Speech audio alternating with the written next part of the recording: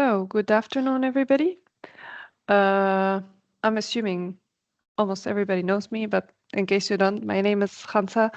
I'm a member of ZeMA, which is itself a member of the RICAIP project. We're hosting today again a talk about sustainability by Professor Florian Mohr.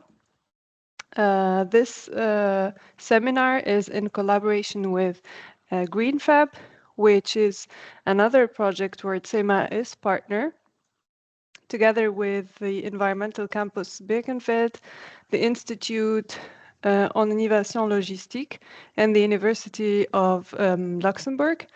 This project aims at supporting SMEs in the greater region, which is Luxembourg, Saarland, and Lorraine, if I'm not mistaken, on their way to resource-efficient circular economy.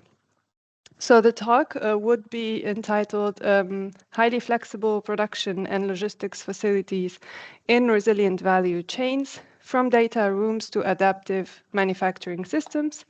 And about the speaker, Professor Mohr is from the Trier University of Applied Science in the Birkenfeld Environmental Campus.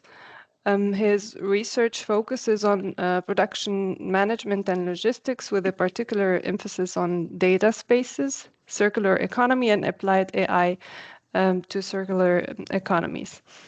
And with that, I will give you the microphone. And I need to mention that this meeting is being recorded and probably would be later posted on the RICAIP YouTube channel. And with that, please go ahead, Florian. Thank you very much.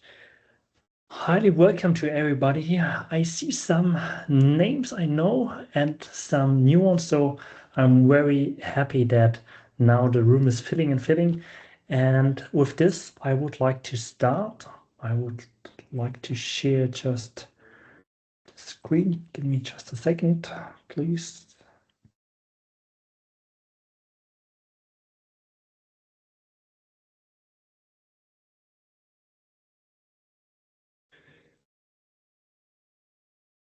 So I hope you can see the screen.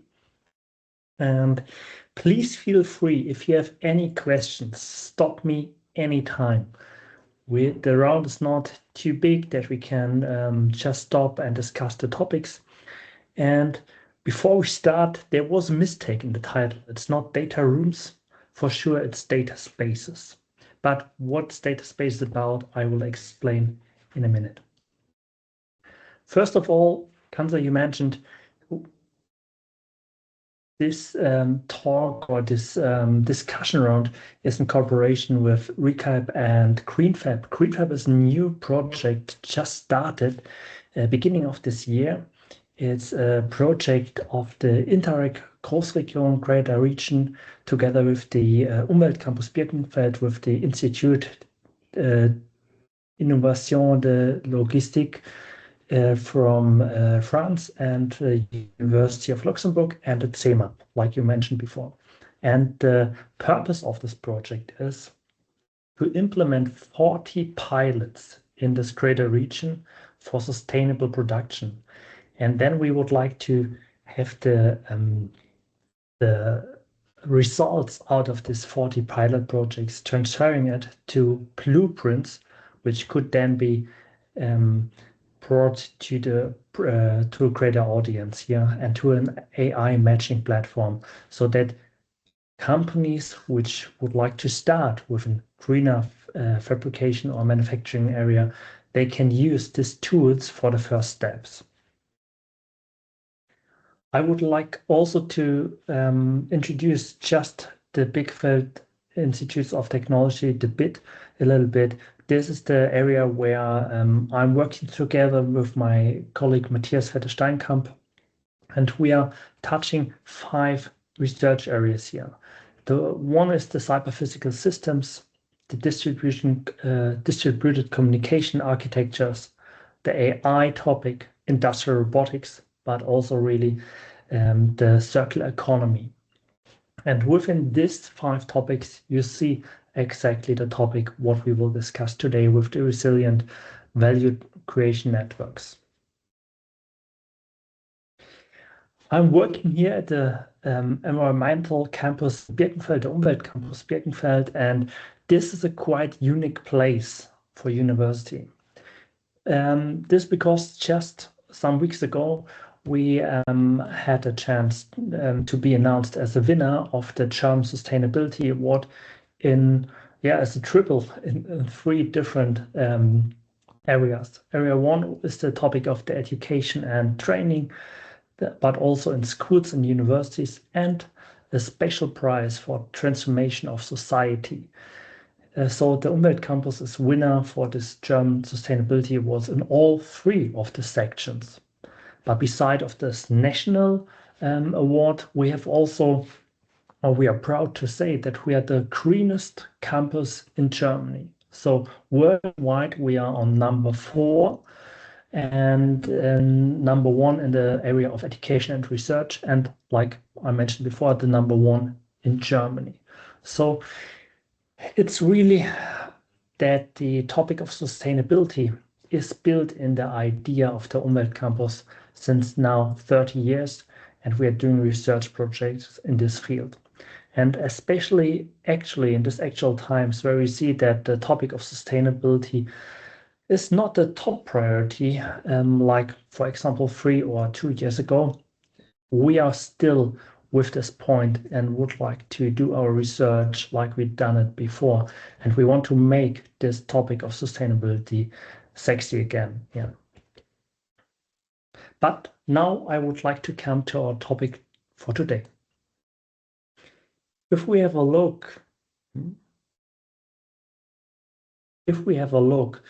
to the industry, we see that in the last years, let's start with COVID-19, we have seen several crises. Yeah, COVID-19, the war in Europe, silicon chip crisis, energy crisis, a lot of floods, a lot of wood fires in Europe, outside of Europe, and at least this uncertainties with tariffs on a global level.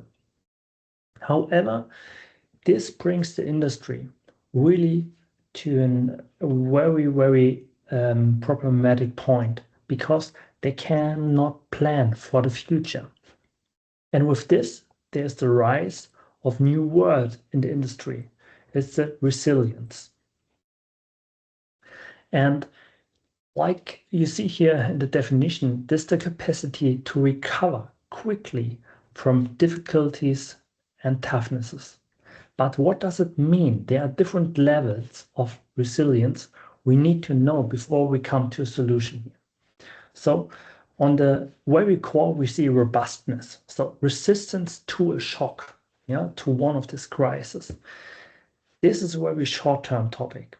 Then the next stage is the absorptive capacity. So maintaining still in a functionality way for our production, for our industry, during a disruption, during a crisis. Then if we see that we need to adapt, we come to the third level, so the adaptive capacity. So we need a higher flexibility in reconfiguration of processes or finding new partners.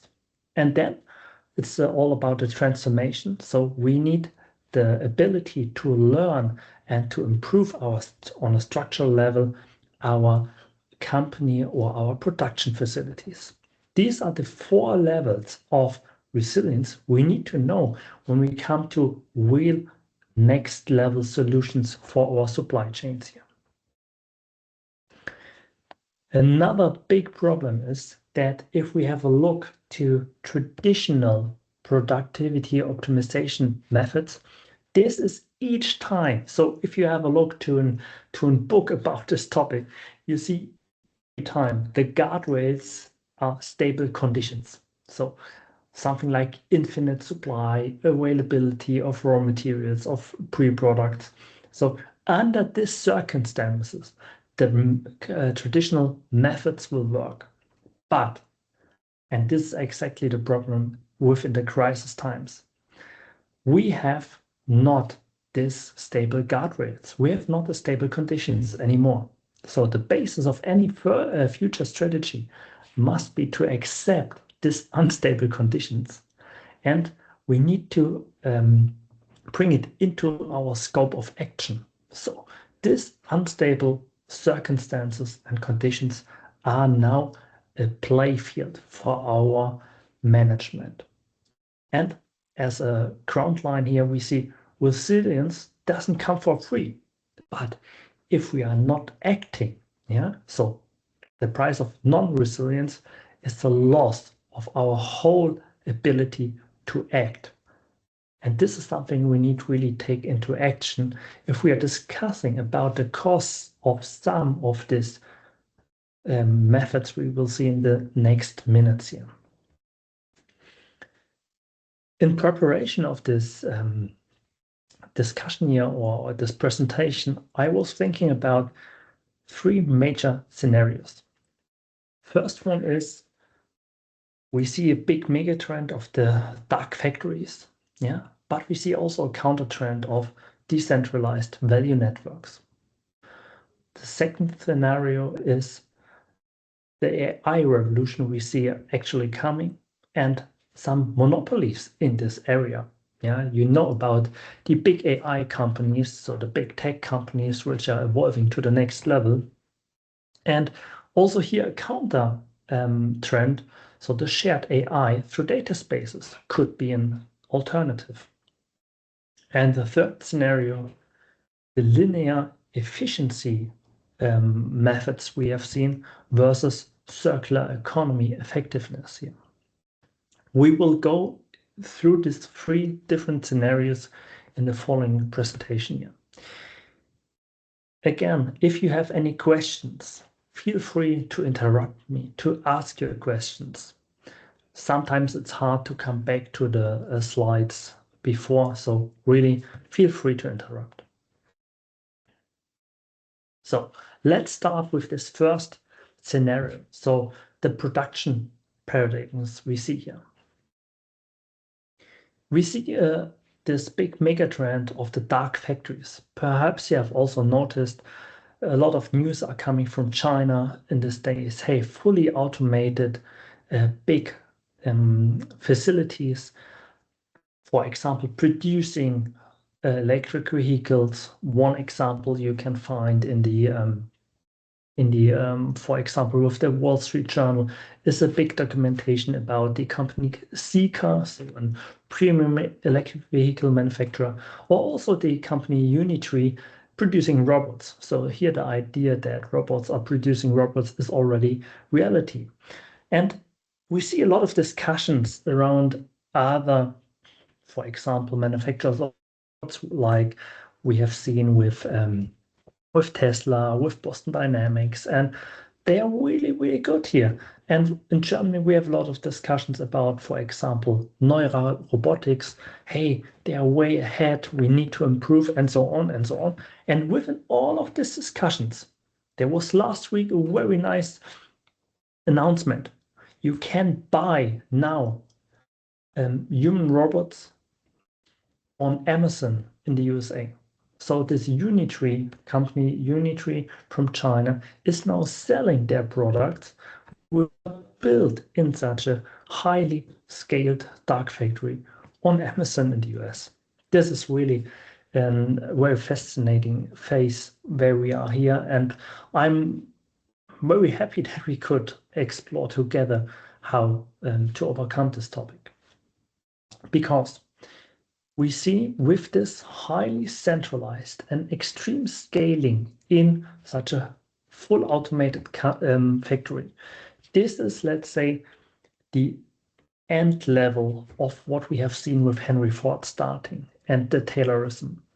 So this is perfect or makes perfect sense for extreme scaling, but it doesn't work if you have something like smaller amounts products, if you want or have different surrounding conditions. This product in the dark factory, or the production in the dark factory, is highly built on a single stage of circumstances. And it's highly built for price leadership, yeah, at the expense of resources, of the environment, and people perhaps. This is not said that this is the case 100%, but you can think about how the economy has worked in the last decades and how it will work now with such a highly automated dark factory in the future. So what could be a counter trend here? Yeah, think about highly flexible reproduction. So it's about fair and distributed value creation, yeah, as far as possible in closed cycles and closed loops. Think about that AI and data is used for an optimization for the complexity management. We will come to the topic of the circular economy itself a little bit later. And think about that holistic optimization is the case instead of profit maximization of individual companies here. So the topic here, flexibility is key. This is the key topic instead of highly scaling within the dark factory. And now you can imagine if we see what's going on in all of these global conditions of the megatrends within the production scenarios. Let's think about what is the best or what is a possible solution for us here in Europe. However, let's come again a little bit deeper to the value creation networks. So these value creation networks are dynamic and trust-based collaborations between different manufacturing companies, between different service companies here that match their skills, their capabilities, their services, their materials they have, perhaps via a digital platform. And instead of going through the single supply chain with agile networks that create and reconfigure themselves, if we have a disruption there, if we have any crisis, anything what needs to go up in this four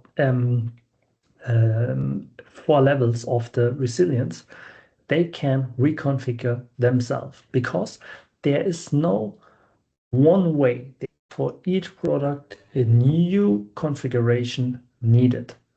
It's a little bit like the update of the lean management, where we have also the idea of higher flexibility.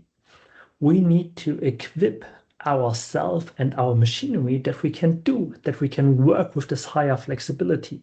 And this is here the same again. So this is a little bit the natural evolution of the lean management here. So 3 core principles. Value creation remains mostly local, if possible. We have a dynamic matching, linking the supply and the demand here. And we have also this collaboration instead of competition idea in sense of the crisis management. With this, I would like to come with you to the second topic, the AI and data. I can imagine that you see it in the same way that AI or the AI revolution, what we see today, is very, very quickly changing the way how you work, how your company is working. If we have a look to such a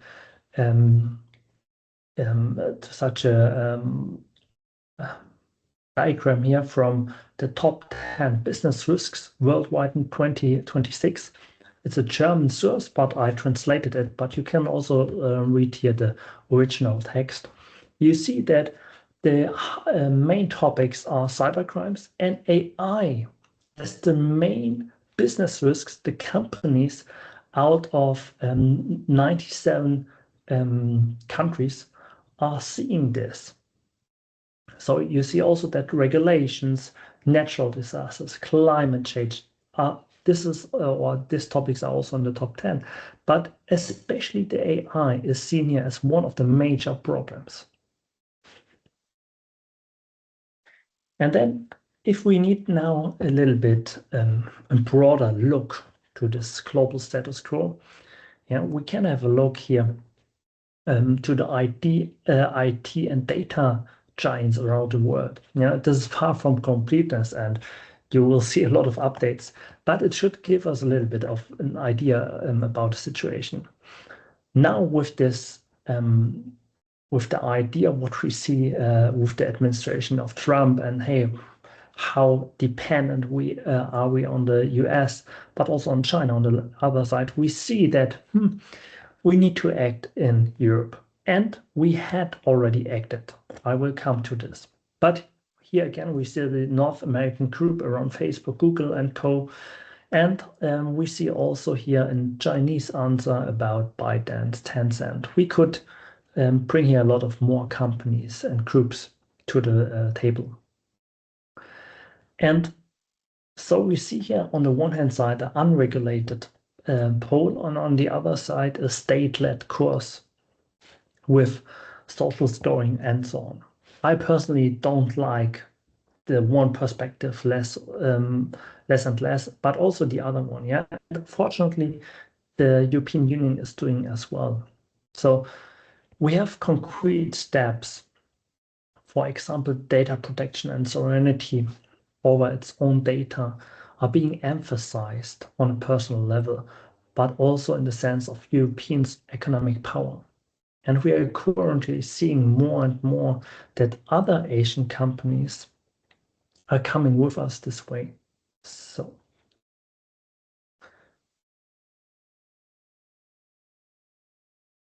yes, okay.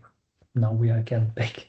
So in March of the last year of 2023, the EU passed the EU Data Act, and perhaps you know also about the Digital Service Act and the AI Act, which are now also on track here. But I would like to come to this, let's say, fundamental act of the European Union here. This supports actively the development of infrastructure and sophisticated applications and tools. This will be achieved through intelligent modern data architectures and governance mechanisms, such as sovereign data exchange. With this, the European Union wants to set a standard and can and should be applied worldwide. Currently, this intention is already manifested in various initiatives like Gaia X, like the IDSA, like Catena X, like Manufacturing X. Perhaps you know some of these projects or some of these initiatives were projects, but are not anymore funded. But for example, Catena is now an association which is adapted for and used, for example, in the US now, where we with a strong pressure, but also within Europe. For example, Volkswagen is now asking its suppliers to use Catena X within the next years here. What is a data space? This is very hard to describe and to define. But let's say, or I would like to go with you a little bit way around it. Instead of giving you a hard definition, I will rather explain a little bit the data space by 6 principles. First, does it work? Yeah. First, the concept of data space is about distributed and decentralized data architectures, and not about the physical integration of data in a central place, in a central data center. The integration and the data integration is done on a semantic level, thus independent from the database scheme, from the technology itself, which is, or what makes it, the interoperability of the distributed data architecture makes it possible in the first place within or with the semantic level integration here. Third, the data is stored and decentralized, and therefore the system has to interact with the possibility of data redundancies. This is very so we will not have a single source of truth. We need to be able to use data from different sources and copies out of it. this makes it very complicated in the old-fashioned way of the data quality aspect. And we need new aspects and new government structures for this. 4, the data spaces can be nested within each other. So there is not a disjoint architecture. That means perhaps you have a Catena X data space for automotive industry.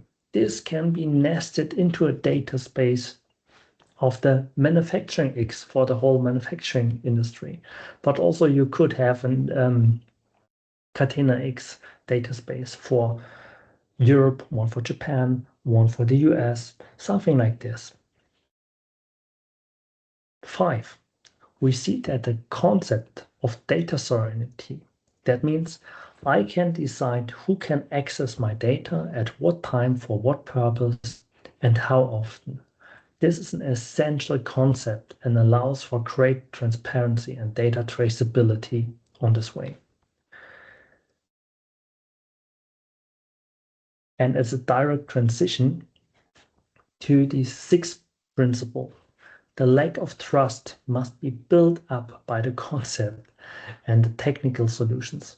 For this purpose, there are various certification mechanisms and token secure data transfer, and some local trust anchors, which are already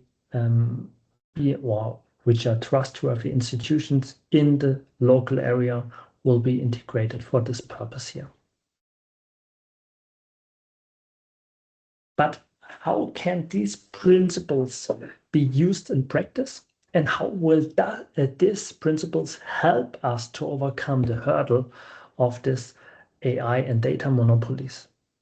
So like I mentioned before, one of the major principles is the principle of the data sovereignty. So the data will stay with you. But how can this be used then in practice? We will look at this in the following, using Catena X as a reference.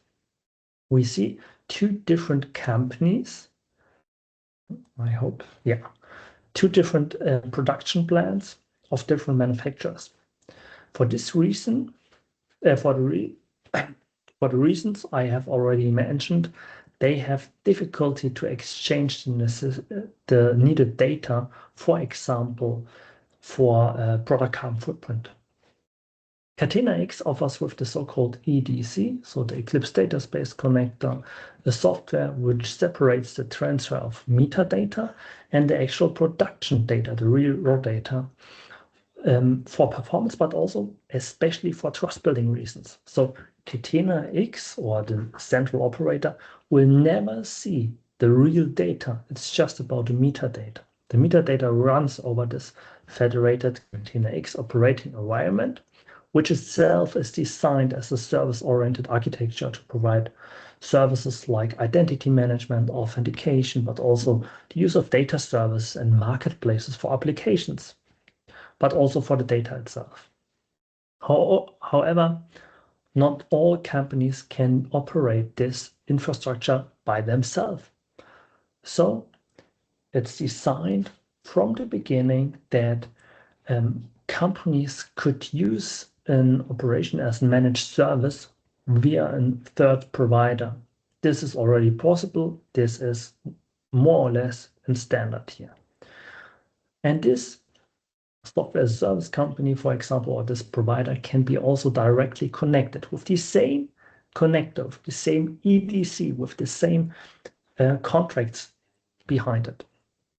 Since all service will be available in a decentralized and will be federated, so this will be available as a basic form, as an open source. Monopolies and lock-in effects can be avoided with this structure. The creation of new standards, as well as the use of existing international standards, creates interoperability for different users with different IT systems. An example is the calculation and the use of the product carbon footprint and its reporting. This needs to be compatible with the model of the World Business Model for Sustainable Development, or with the regulations of the European Union. And I hope they will be in place as soon as possible then and will not be jeopardized again. However, let's have a look here. There's one thing, it's not just about one another company. If we have a look really to a supply chain as we have it today, we see that different companies with their suppliers needs to interact. And all of them are connected to the Catena X network with this product with the EDC, for example. And now we see that, for example, the OEM is or needs to report about his product carbon footprint. Not that he should use any third-party data for this. This should be based on real data, but you know we have different scopes to calculate and to report the CO2 emissions, and the scopes he cannot do by themselves because herefore he needs the data from his supplier. But his supplier has already has as well the same idea, this supplier can measure and calculate the product carbon footprint of his own company. So it's scope 1 and 2, but not it's about his supplier. And so we can come to the very end, to the mining, whatever. And here you see only scope 1 and 2 then. So really at the end of the supply chain. And then within the solution of Catena X, you can report the whole product carbon footprint here over the whole chain. So this is an example where you can secure the trade secrets of each of the companies, but using such a technology like Catena X or such an idea for semantic data exchange to overcome a hurdle like here with the product carbon footprint. But this seems to be very, very easy. Let's go to the next step. Let's come from federated data to federated AI. I brought here to you an example of a project we will start it in the next weeks. And it's called ShareX. It's a little about a combination of data spaces and federated learning. So this idea started something like last year when I had a conversation with big German OEMs, automotive OEMs, and they told me, we have the problem that we have not enough sufficient data from our production sites to train the needed AI models. So if a company like one of the biggest car manufacturers in the world and all of the other brands in this corporation are not able to train AI models for their production, how should an SME do that? There is no chance. And this is the idea how we need to overcome this hurdle. So the idea is that perhaps you have already heard about topic like federated learning. That means you will train an AI model within your infrastructure, and then you will exchange not the real data which is needed for the training, but you will share an abstract model of parameters without the raw data. And this can then be combined from different companies so that you can have an advantage and benefit of a trained model from another company. So perhaps there's a company which is very, very good in welding some stuff, and in detecting some conflicts or some problems in the welding process, and they can share with you with this technology, with the federated learning, the results of the AI model behind it. I hope it's sufficient enough explained in the short term. However, the idea here is that we will have some companies which have some edge infrastructure to train the AI by themselves. But we will have also, like what we have learned with Catena, You have also companies which have not the ability, not the infrastructure, not the knowledge to train some AI models for the federated learning. So you need to offer them something like a federated learning as a service.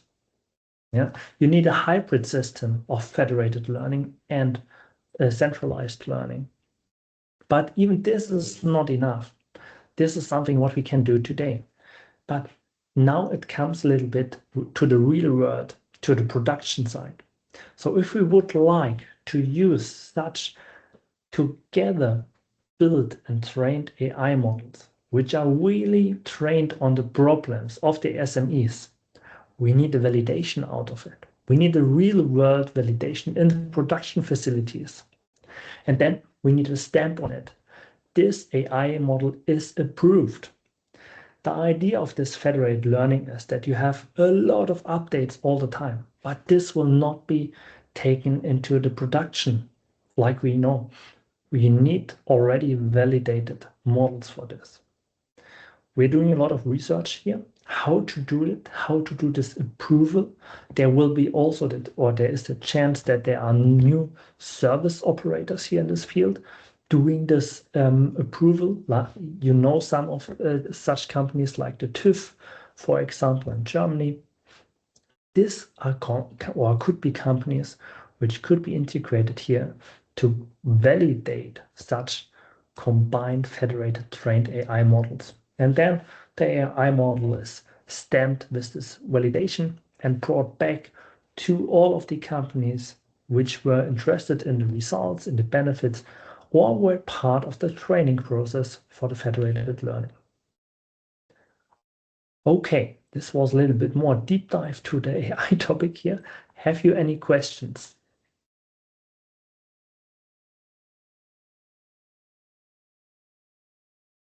Okay, then we will come to the third scenario, the scenario about the economic model. I like this diagram very, very much. Perhaps you also know about it. It's the diagram of the LMAC Foundation. So the so-called butterfly diagram. Because you have the one sphere on the right-hand side here in blue, you have the wing of the butterfly, the technical point of view. But you have also on the left-hand side in green, here the biological hemisphere or the biological dimension. So what do we see? In the middle, so going from the top to the bottom, you see the normal linear economy we know. So we start with mining some materials, then we have a parts manufacturer, we have a product manufacturer, we have a service provider, and we have a user. And afterwards, I can also try to use here a little bit of the, and afterwards the product goes into the dump fill or whatever. Yeah. So this is the normal case we see today. The idea of the circular economy is now we should use all of these different circles of these different strategies to maintain the value of the one-time produced product as long as possible. So when you see, especially in the German language, we talk every time about recycling, but recycling is the, let's say, the worst cycle we can have here in the circular economy. We have a lot of things before. We can share products from user to user. We can do maintaining. That means that the product after usage is going back to the service, the reuse, to the service provider, and he is distributing it again. Then we can have the refurbishment, the remanufacturing. That means the product is going back to the end manufacturer. You know perhaps a little bit about something like a refurbished iPhone or something like this, where the iPhone is going back, in this case, to Apple, and they are renewing some parts, and then you can use it again. It's brought back to the normal methods and to normal processes here. And the recycling is really about the different materials then, so we will use or reuse the materials instead of sourcing new materials. The biological hemisphere, this is something what is not very much established in the manufacturing area. It's because we know the most of people do not really know a lot about the chemical reactions inside. There are a lot of, well, there are some very good examples. There's an example from company RICAIP, which is manufacturing clothes. They have a cradle-to-cradle T-shirt. So they're producing it. You should share it. You should reuse it. But perhaps after some years, this T-shirt is not wearable again. Then you can really bring it back and compost it.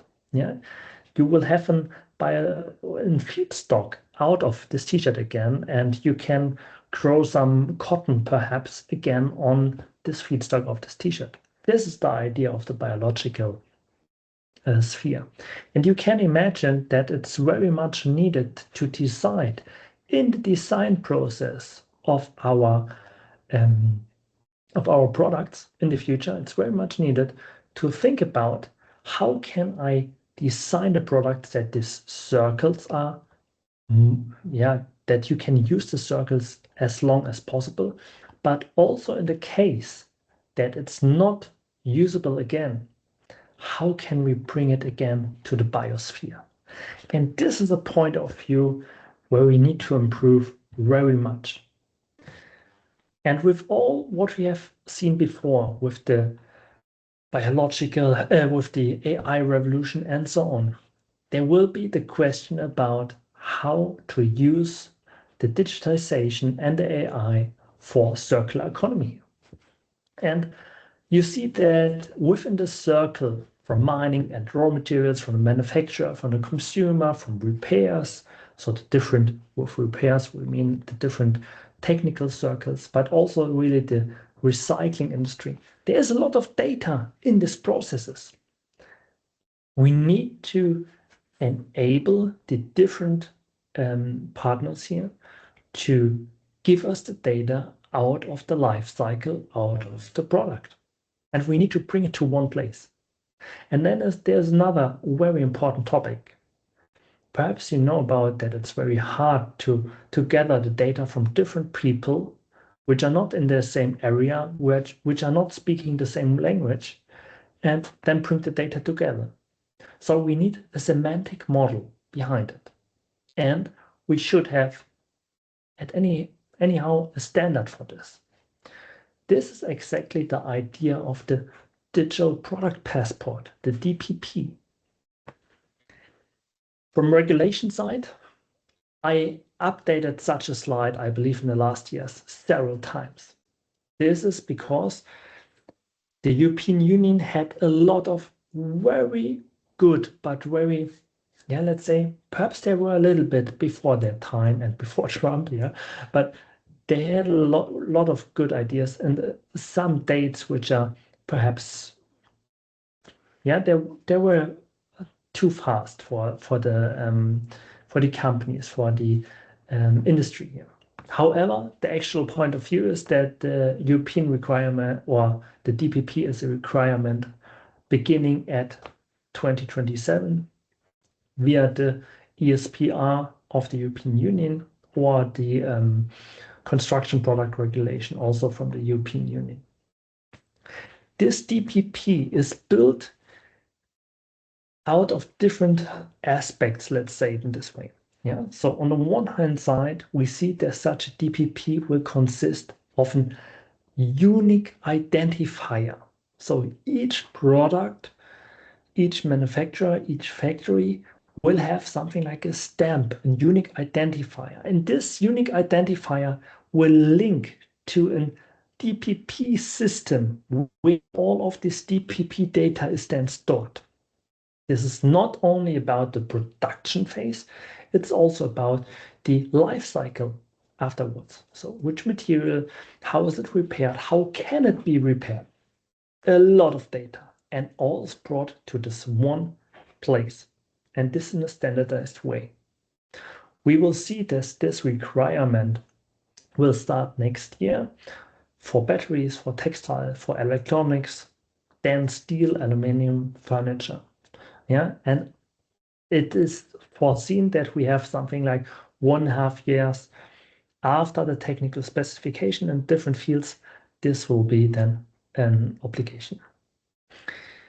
I know that some of the, or at least one of, or one in the audience is really knowledgeable about this topic. We are the DPP and battery pairs. There are some companies which are really much going into this direction, but we see also that there is a lot of resistance from the industry because, like I mentioned before, resilience is not for free.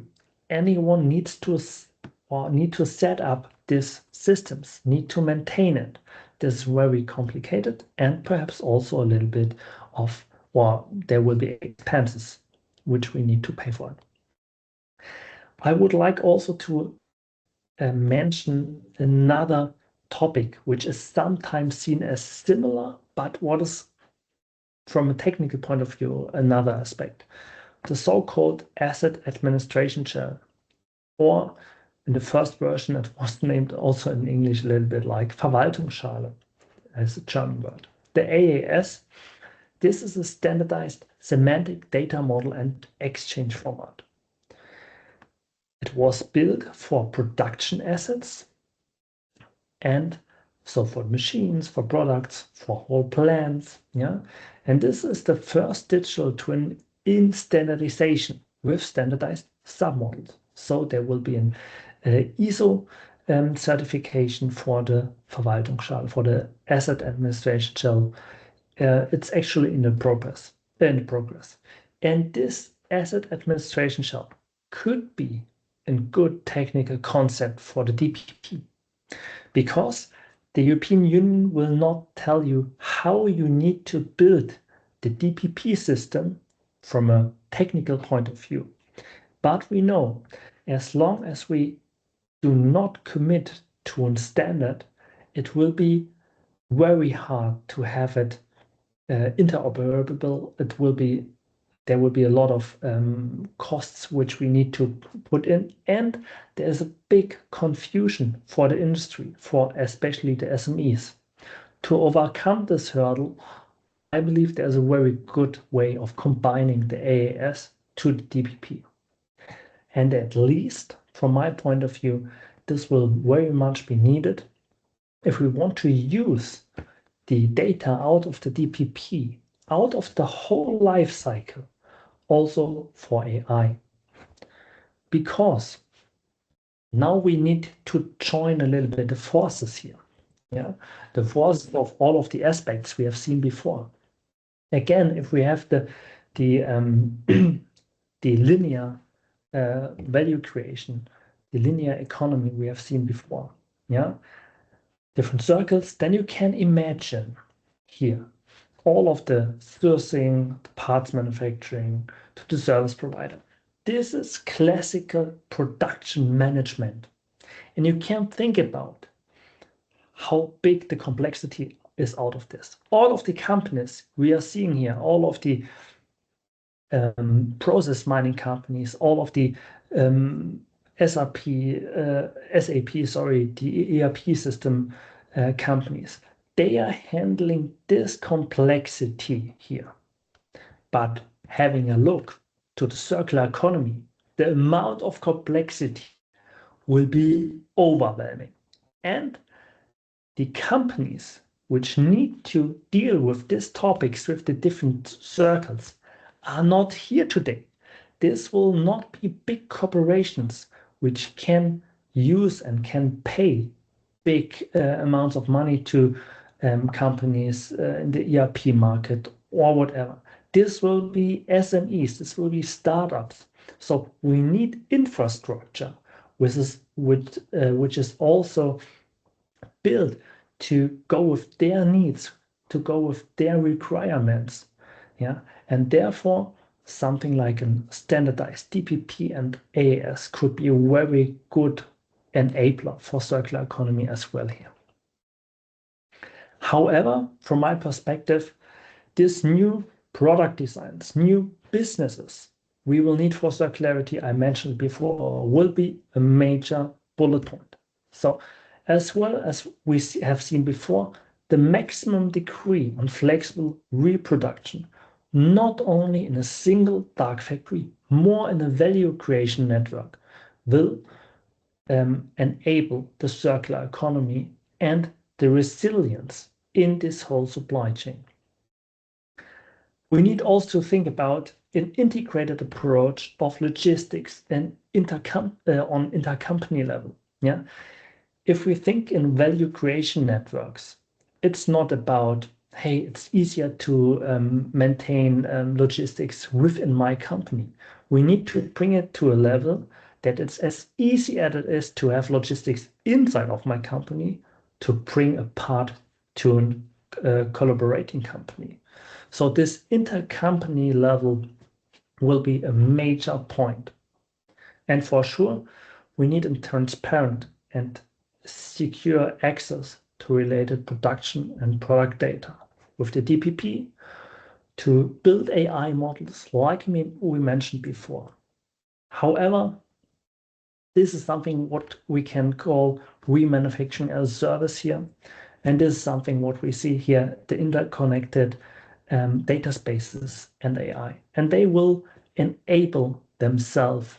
So the remanufacturing as a service will be enabled by the data space and by the AI. I'm 100% sure to this.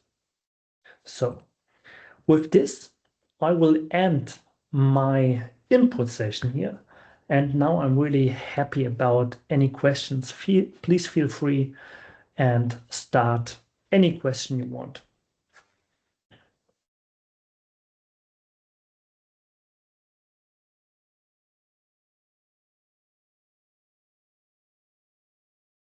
Thank you very much, Florian.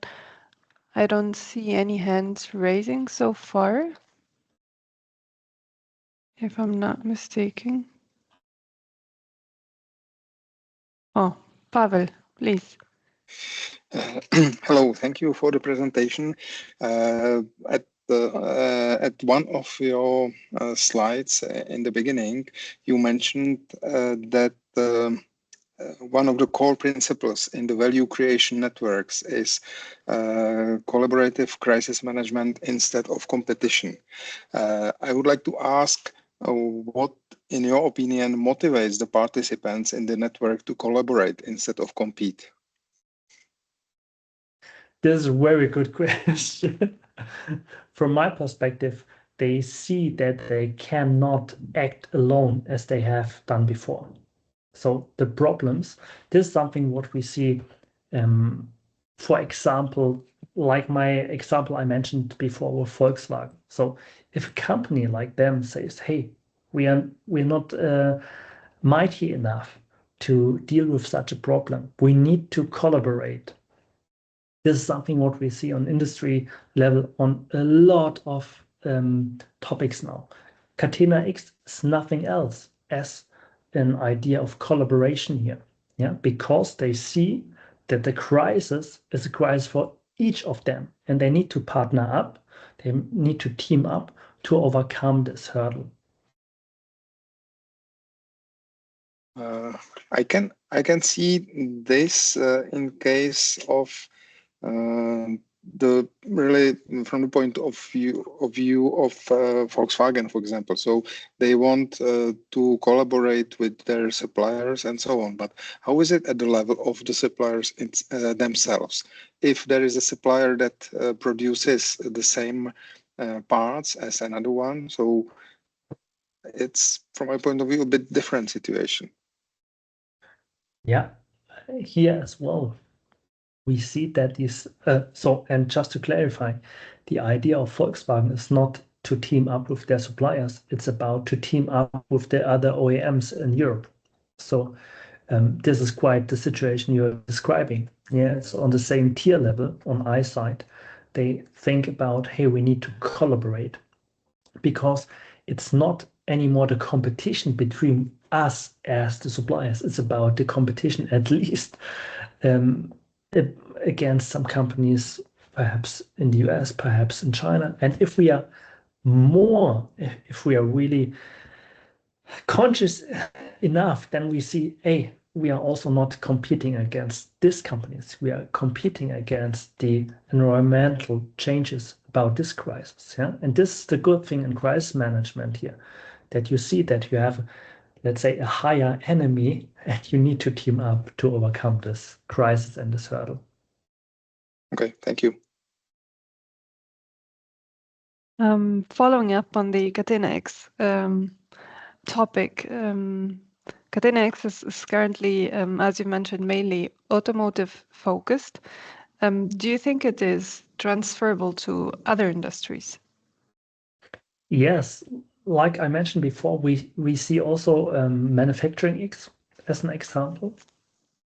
Now we have a little bit of disadvantage, especially in Germany, that the new ministry do not want to use this name anymore, but this will be, the technology will be connected to the next IPSAI projects, which will be started now. So the important project for common European interest.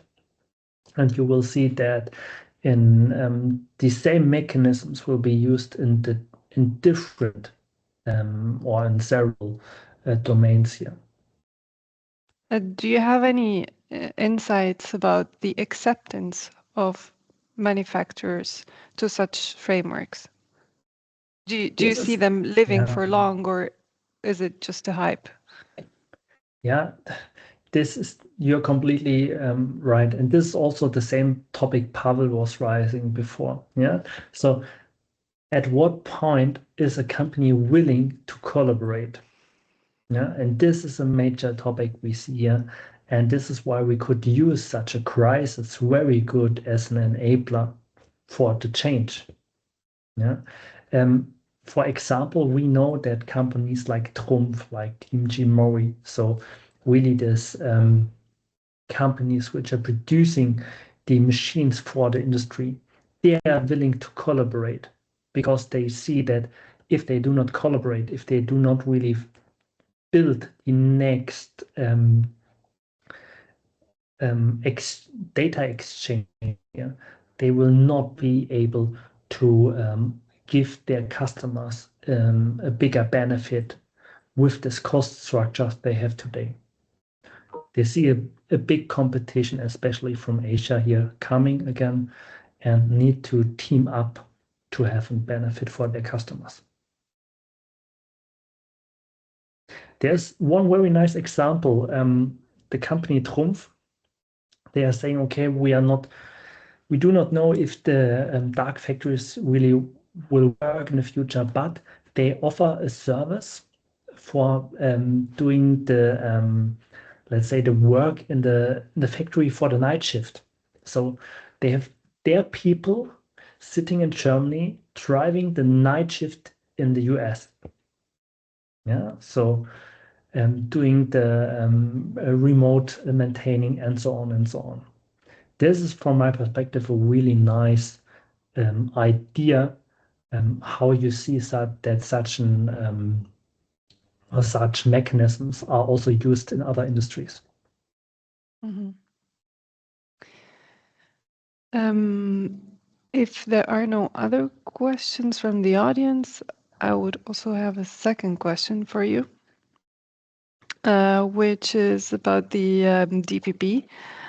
Do you think that the DPP would become at some point an active input that drives production decisions, or would it just be limited to being a compliance and traceability tool?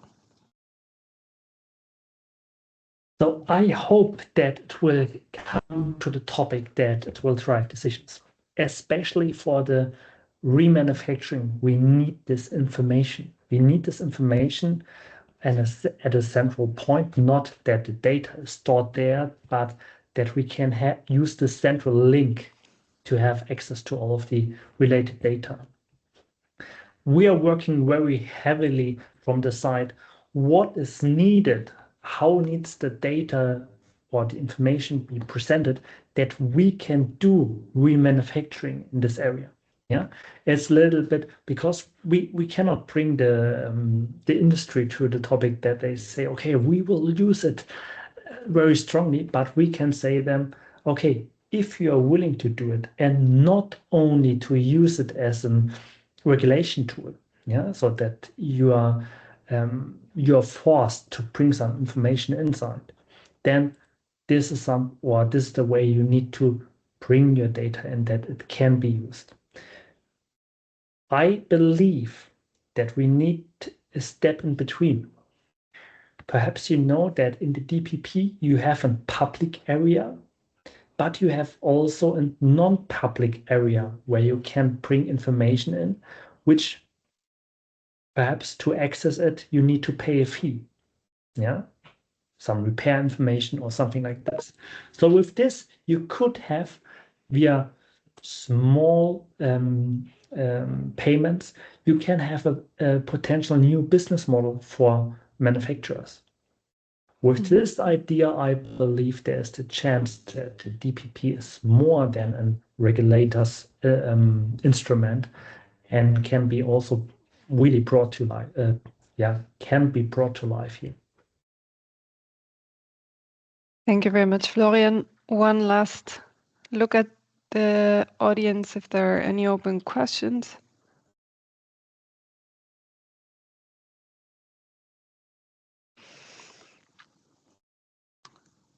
It doesn't seem like it. Then we will close this session. It was delightful having you, very insightful. Thank you very much, Florian, again, and see you in the next round. Thank you very much. Also, thank you everyone in the audience. And if you have any questions, please feel free to contact us also after the seminar.